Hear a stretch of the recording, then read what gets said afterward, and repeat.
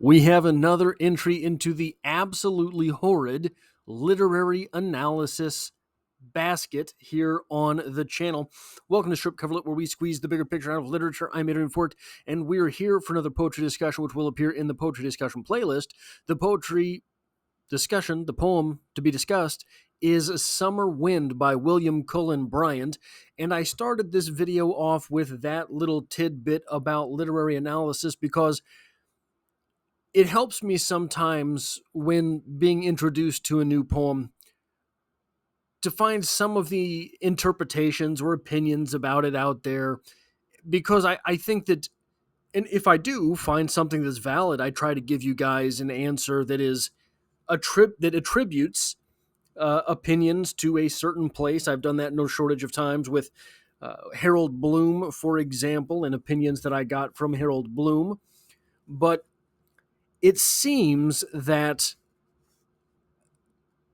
it seems that literary analysis is wanting. It seems that there is maybe a great deal of laziness out there on the internet, and I want to combat a little bit of it. The poem in question reads as such: It is a sultry day, the sun has drunk the dew that lay upon the morning grass. There is no rustling in the lofty elm that canopies my dwelling, and its shade scarce cools me. All is silent save the faint and interrupted murmur of the bee settling on the sick flowers and then again instantly on the wing. The plants around feel the too potent fervors. The tall maize rolls up its long green leaves. The clover droops its tender foliage and declines its blooms. But far in the fierce sunshine tower the hills, with all their growth of woods silent and stern, as if the scorching heat and dazzling light were but an element they loved. Bright clouds, motionless pillars of the brazen heaven, their bases on the mountains, their white tops shining in the far ether, fire the air with a reflected radiance, and make turn the gazer's eye away. For me, I lie languidly in the shade, where the thick turf, yet virgin from the kisses of the sun, retains some freshness, and I woo the wind that still delays his coming. Why so slow? Gentle and voluble spirit of the air, O come and breathe upon the fainting earth coolness and life. Is it that in his caves he hears me? See on yonder woody ridge, the pine is bending his proud top, and now among the nearer groves, chestnut and oak are tossing their green boughs about. He comes low where the grassy meadow runs in waves. The deep, distressful silence of the scene breaks up with mingling and unnumbered sounds and universal motion.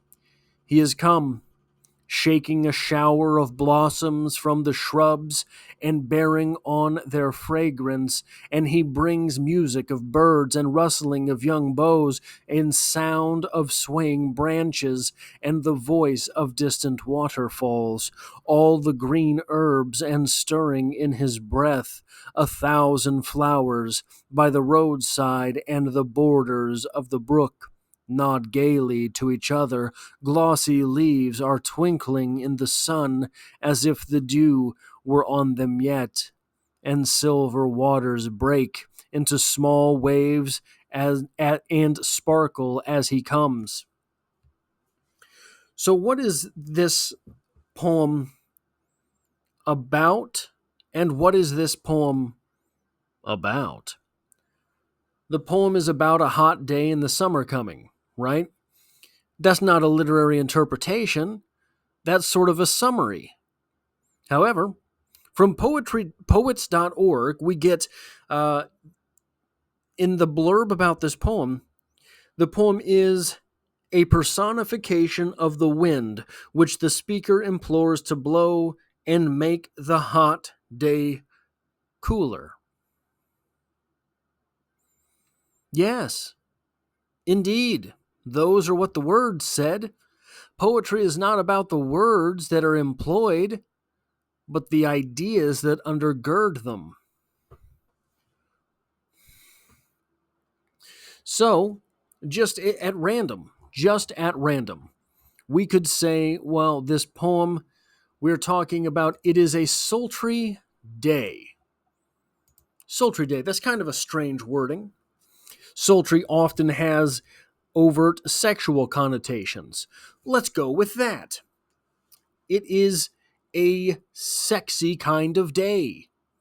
The sun has drunk the dew that lay upon the morning grass. There is no rustling in the lofty elm. The entire day, our speaker's entire day is suffering from this haze of lust that has come over him. And he prays. Where is it here? Languidly in the shade, where the thick turf, yet virgin from the kisses of the sun, retains some freshness. So he is struggling. He is struggling to get at that coolness and focus of the soul.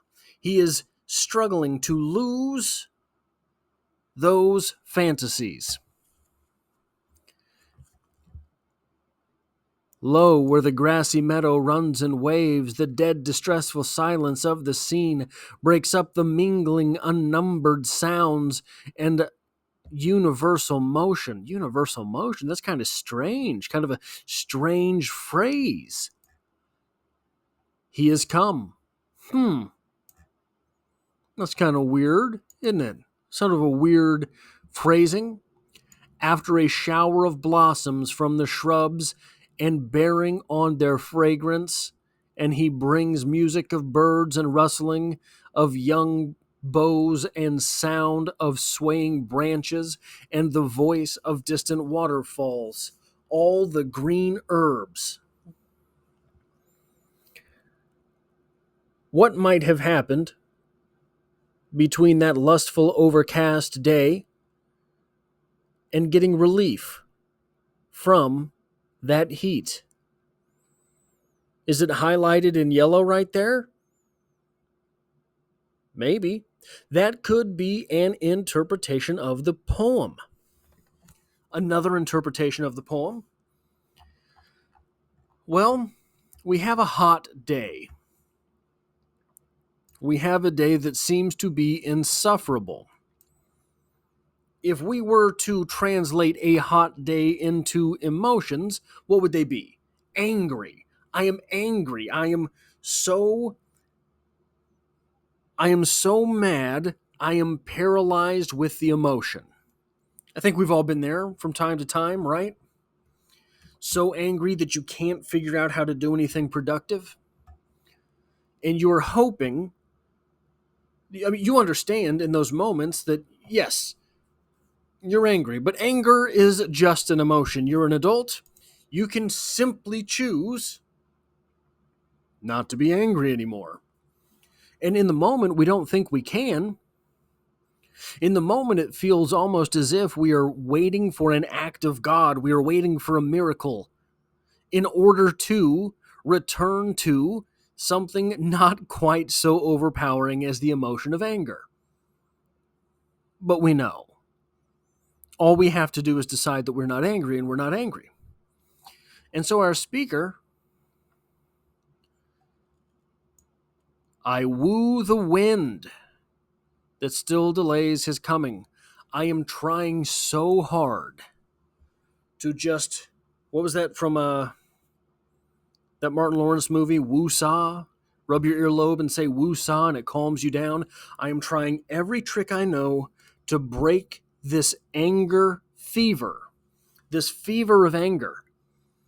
And once it happens, once we break the fever of anger and the coolness comes over us, what do we have? What are we talking about afterwards? We're talking about shaking a shower of blossoms from the shrubs, bearing on their fragrance, music of birds, We're talking immediately about enjoying life again, and not just enjoying life, but enjoying life in a way that is in tune with nature, enjoying life in a way that seems to be more productive. There is a type of anger that can be focused into productivity, but there is also a type of anger that is absolutely stultifying, and it does not allow us to be fruitful. And once that anger is broken, all of a sudden, we can get back to those things which make us human. We can get back to productivity. We can get back to work, as it were.